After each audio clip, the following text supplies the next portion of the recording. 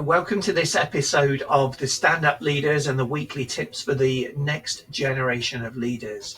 My name is Chris Baker, and today we're going to talk about 3 questions that you need to start answering in order to start leading your life on purpose.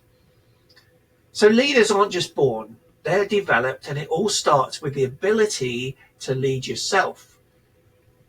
Now, if you want to lead yourself, you need to increase your level of self-awareness. And if you're ready to take charge of your life and become a leader in your own journey, there are 3 questions that you need to answer as your starting point. So why is self-awareness so important? And what do I mean by intentional living? Well, here's the thing. If you don't know truly who you are, what you believe in, what you want in life, you're probably never going to get it, right? And if you are not living an intentional life, in other words, if you aren't working towards an end point, what you're doing is you're actually living life by default rather than by design. And what you're doing then is you're putting your future, your destiny in somebody else's hands. You're allowing somebody else to make decisions that will directly impact and guide your life. And I'll tell you, they probably haven't got your best interests at heart. Right? The only person that's truly got that is you. And that's why answering these 3 questions is foundational to your personal leadership growth journey. So what are the questions? Well, first of all, question number 1, it sounds pretty obvious, but who am I?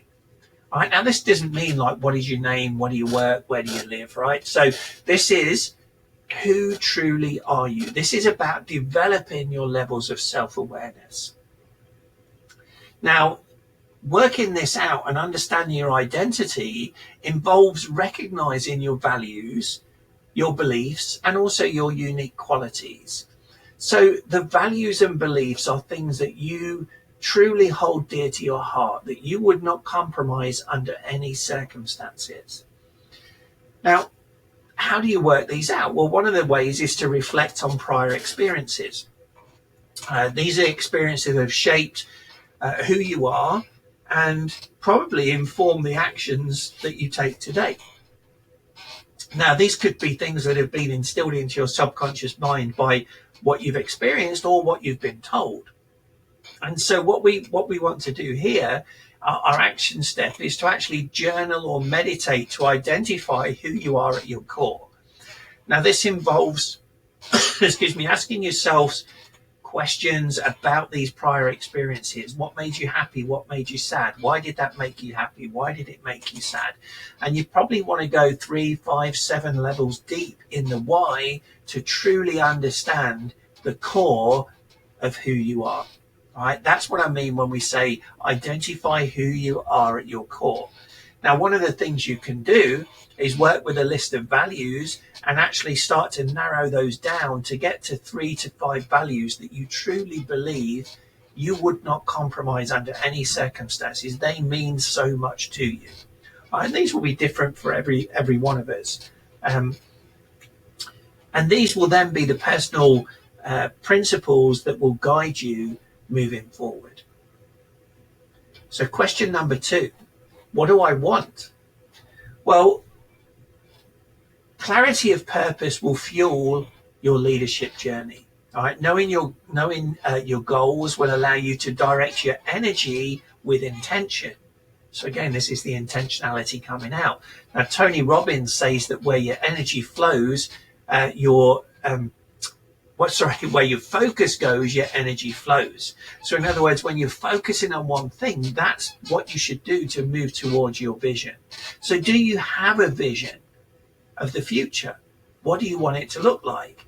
And I'm talking about life goals. I'm talking about a big, scary, audacious vision that may or may not come true, right? But if it did, it would fulfill you more than anything else. It would fulfill all your purpose. It would give you a meaningful life. Here's the thing. Purpose will drive actions. All right? So unless you know your purpose, you can't necessarily be intentional about your actions. And if you're not intentional about your actions, your results and success levels are going to be lower than you want. This is where my business partner Al Rattan and I came up with the Raise Your Bars that we use to help businesses, but we also want to use it to help you. And BARS is an acronym. It's for behaviors plus actions equals results and success. So those behaviors are what you believe in, right?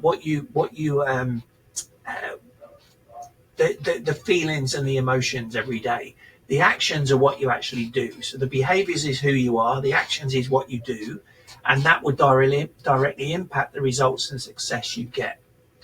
So here's a key here is to write down what your ideal life would look and feel like. All right. Now, when you look at this, I want you to think about key areas in your life. So health, relationships, family, career, personal growth. Even think about the type of house you want to live in, the type of vacations you want, the type of cars you want to drive, all of these things. All right, so start thinking about that, and not what just you describe it in as much detail as possible, but also you need to say, what will that feel like? All right, because that feelings, those emotions, is what will drive your actions. All right, now this is a living document, because as you grow and as you develop and as you mature, so will your vision. Right? This is not saying I set a vision of like 10 years time and when I achieve it, then what? No, this vision should be overarching. And if you're moving towards it, or if something changes in your life and maybe your purpose, maybe your values change a little bit, then you can change your vision. Right? It's a living document. It should always evolve. So question number 3 is, what are my strengths?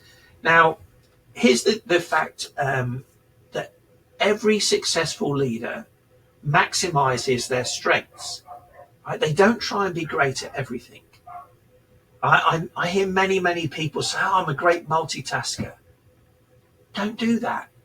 Perfect the art of single tasking. Work out what is your strength area. Live in your strength zones and be the best you can at that.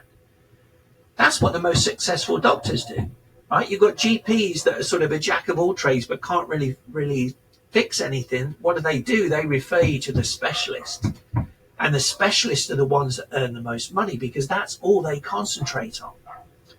Right? So what we want you to do is start thinking about, where are my strengths?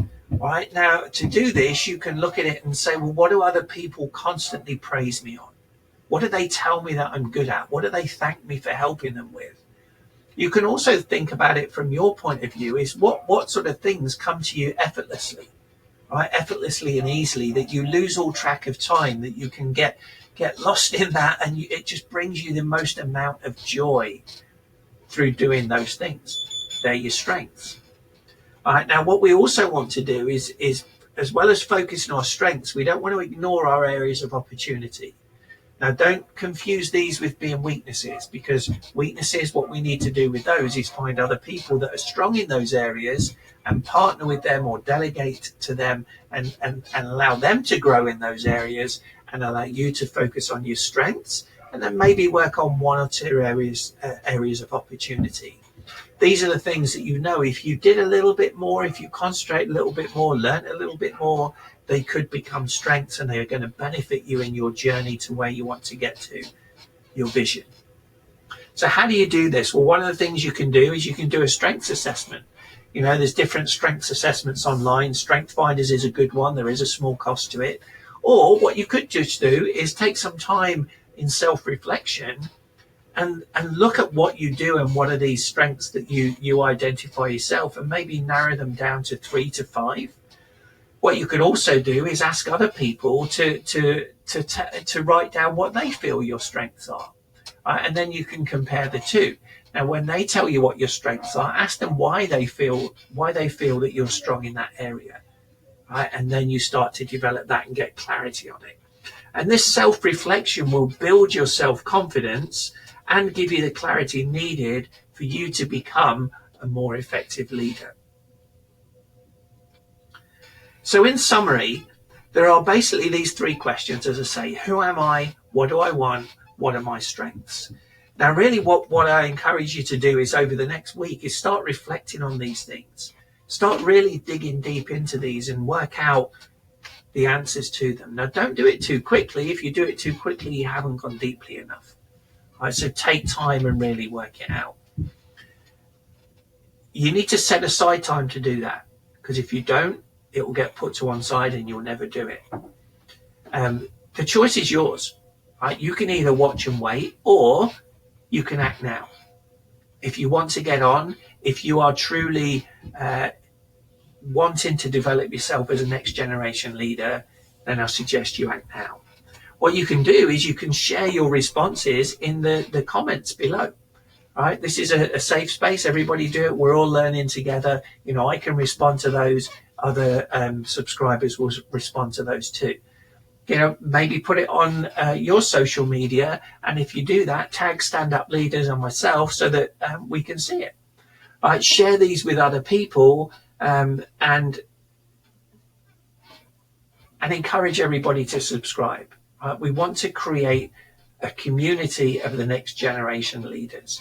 I've also got the website standupleaders.com. You can go there and register for my weekly email tips and tricks that will come direct to your inbox. We don't spam, it's just literally a weekly email. Feel free to do that. And again, share these with others that are also on a leadership journey or who want to start their leadership journey. Now, next week, we're going to dive into how to turn your answers into a personal mission statement, your own little brand statement that will guide you daily to the right behaviors and actions to improve your results and success. So thanks for listening. My name's Chris Baker. If you haven't subscribed, click below. It's free. Subscribe, and I look forward to seeing you next week.